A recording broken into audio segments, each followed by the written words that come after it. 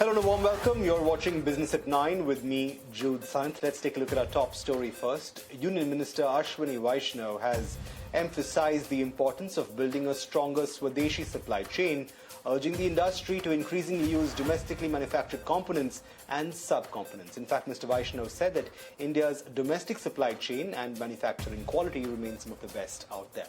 Let's listen in to what the minister had to say. एक एक bill of material में से components निकाल के उन कंपोनेंट के लिए इंडस्ट्री के साथ बात करना और उन कंपोनेंट्स की मैन्युफैक्चरिंग को भारत में लेके आना सेम आपको भी करना है exactly same process with in your industry every component that you need सब कंपोनेंट सब कंपोनेंट उसके लिए आप अपनी वर्कशॉप्स करिए. See how much of the supply chain and value chain you can shift to India. Third ask is about Six Sigma quality and lean manufacturing. Absolutely must. माननीय प्रधानमंत्री श्री नरेंद्र मोदी जी ने लाल किले की प्राचीर से क्वालिटी का आह्वान किया है. लाल किले की प्राचीर से. और जीवन के हर क्षेत्र में हमको करना पड़ेगा.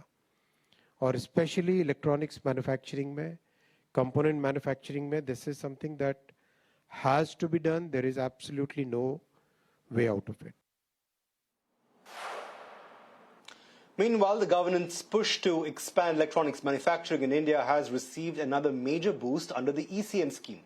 MeitY Secretary S. Krishnan says the government has cleared nearly 31 applications in the latest tranche, taking the total number of approved applications to 106. In fact, the latest approvals are expected to generate significant production, while the scheme itself has already surpassed its original investment target. Here's what S. Krishnan had to say about the scale of investment and production under the scheme. Currently, we've cleared almost 31 applications which will be dealt with in this particular session or in this particular gathering. And totally, the investment that we are talking about is 7,877 crore. So that is the next set of approvals that we are providing.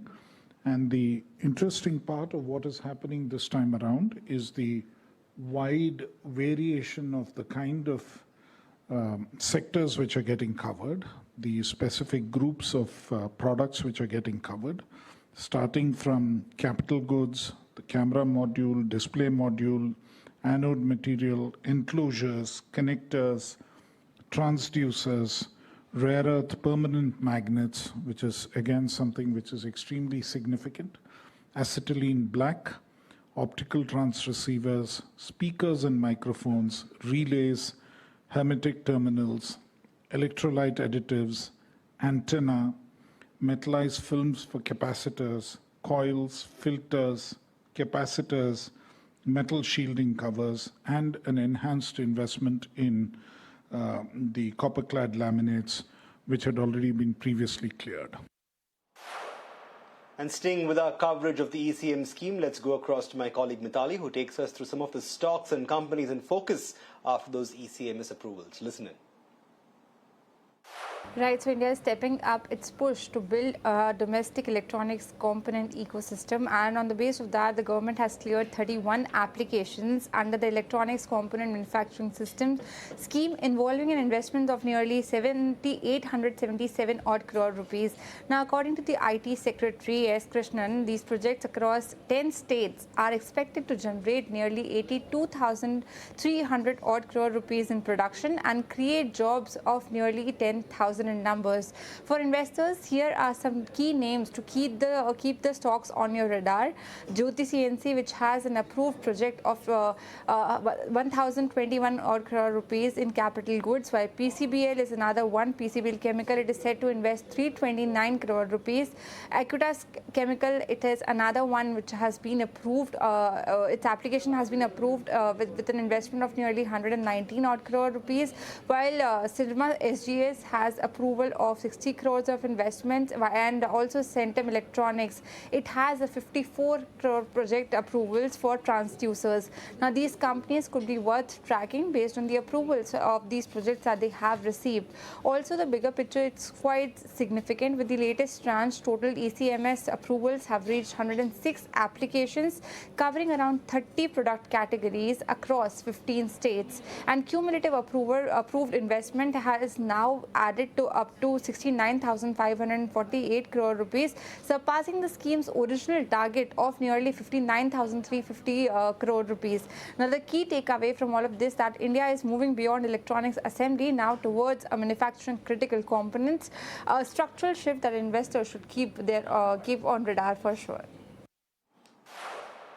Well, let's shift focus to Airtel next, and a leadership change is in the works at Airtel Payments Bank. Sunil Bharti Mittal will step down as chairperson on the 30th of September, with Shabnam Sinha set to take over from the 1st of October, subject to RBI approval, of course. Now, Sinha brings over 30 years of experience across financial services, public policy and institutional transformation. Mittal is back now with more on this developing story. Right, so Bharti Airtel is in focus after a major leadership change has been announced in their Airtel Payments Bank, where Sunil Bharti Mittal will be stepping down from the non-executive chairman position, dated September 30th, 2026, and from October 1, 2026, we will see Ms. Shabnam Sinha taking over the chairperson for a 3-year term, subject to the RBI approval. Now, the transition comes as Airtel Payment Bank enters into a next phase of growth. Since Mittal took charge in 2016, the bank has grown into India's largest payments bank by revenue, and it now serves nearly 121 million monthly active new users and nearly 30 million account customers through more than 5 lakh banking points across the country, reaching roughly 3 out of 4 villages. Also, the bank has now emerged as India's second largest mobile bank, as well as the UPI auto pay player. And if you talk about Ms. Shabnam Sinha, she brings over 3 decades of experience across financial services, development finance, public policy, as well as the institutional transformation. She already serves on Airtel Payments Bank's board, chairs its fraud monitoring company, and is also part of the risk management as well as the IT committees. Her mandate will be to build on the bank's momentum, drive digital innovation, and as well as expanding the financial innovation. So we will see how this rolls out, but yes, keep Bharti Airtel on your radar after this major leadership change announcement has come. And staying with more corporate news and more change of guard action, sources tell ET Now that the Tata Sons annual general meeting that is scheduled for Tuesday faces the risk of adjournment if there is lack of quorum. My colleague Anurag Joshi gets us more details on this development. Tata Sons is scheduled to hold its annual general meeting on Tuesday, and the meeting faces a risk of adjournment if there is a lack of quorum. The meeting will go ahead as scheduled, but the chair will have to wait to see that the quorum for the meeting is in place. The quorum at the Tata Sons AGM will need at least 5 members attending the meeting, and this particularly includes 1 member who's jointly nominated by Sir Dorabji Tata Trust and Sir Ratan Tata Trust. Tata Trusts own an about 66% equity stake in Tata Sons, and both Dorabji Tata Trust and Sir Ratan Tata Trust own a majority equity stake put together.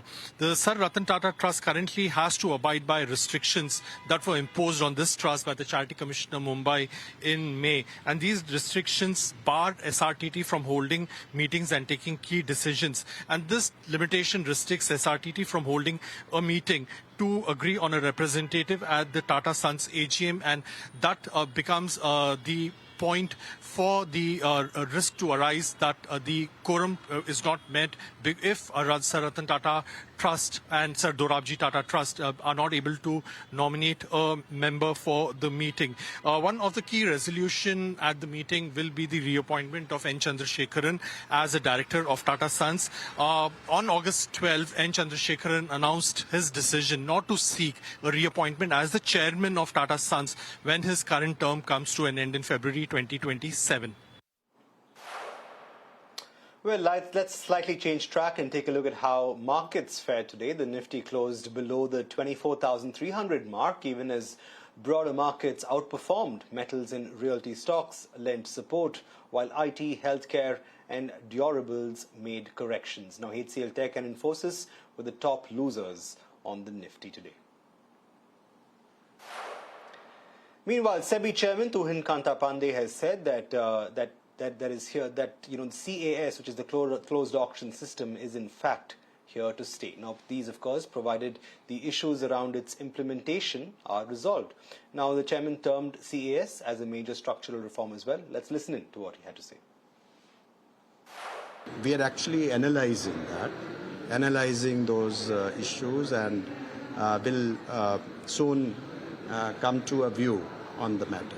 Cash would mean more participation. SLBM improves cash participation, and that has been our goal. It has been there in our annual report, and we have a working group, and working group is working, and we must get to the reformed SLBM very soon. There are no concerns around tracking error. We have had letters congratulating us on cash internationally, and the people have really welcomed it because this is one price on which they can execute.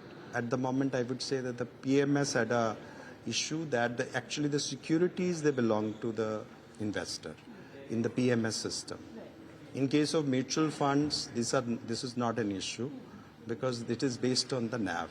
It's a major microstructure reform. So when you have something going on for years and years, and the people, they think that it will never come. The change will never come. So, and then therefore they do not put an energy into learning a new system, and that's it, I would say.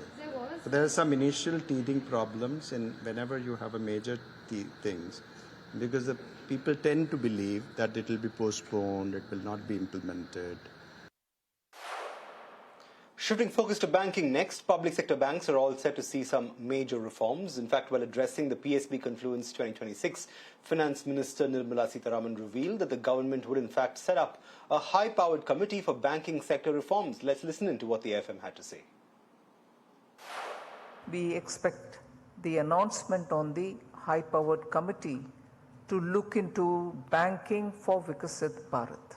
Sooner the committee will be announced, and the material that you are producing from 2 days' discussion, on the basis of a well-researched set of documents which have been shared with you in advance, will hopefully provide that substantive meat for the committee to also look at.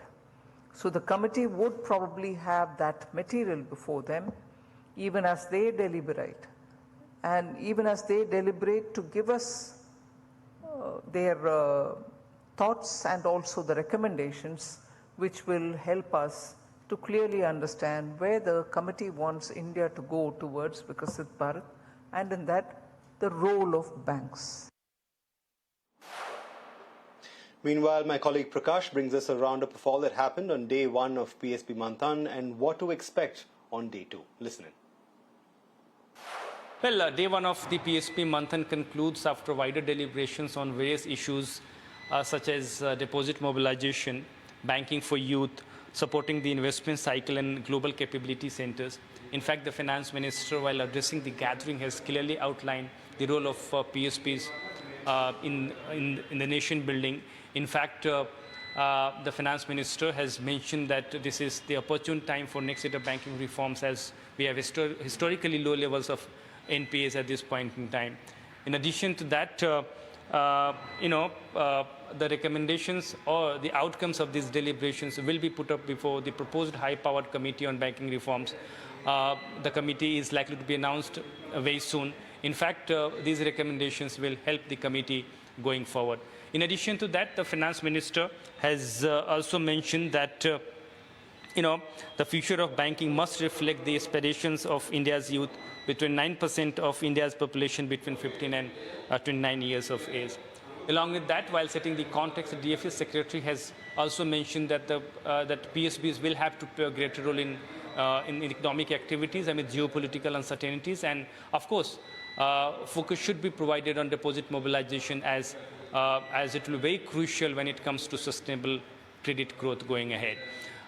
Along with that, you are aware of the fact that the government has already set a target of placing at least 2 PSBs among the world's top 20 global banks, and therefore efforts are being made to create large banks, global banks, in line with the government's vision of Viksit Bharat by 2047. On day 2, discussions will cover agriculture and horticulture value chain infrastructure, priority sector lending, and of course, reimagining the credit card business. These are key important aspects. Of course, after the meetings and the 2-day deliberations, recommendations will be put up before the proposed high-powered committee, which will set the tone for the next set of banking reforms. And with that, we're slipping into a short break, but don't go anywhere because Business at 9 will be back on the other side, so keep staying tuned to ET Now.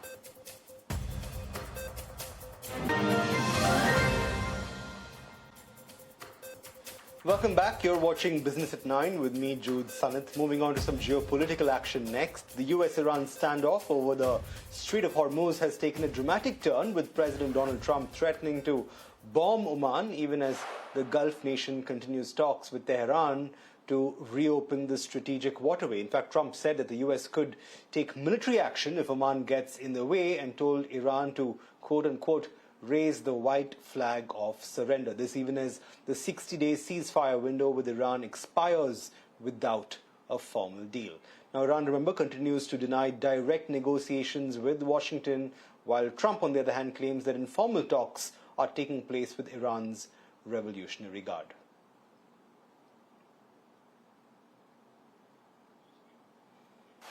And staying with the US, the markets in the US are trading near flat, with the Dow Jones Industrial Average down less than 0.4%. This while the S&P 500 is down as well, about 0.15%. Now, there is optimism around AI stocks, which is lending some support to the market, even as uncertainty around the war is keeping some gains in check.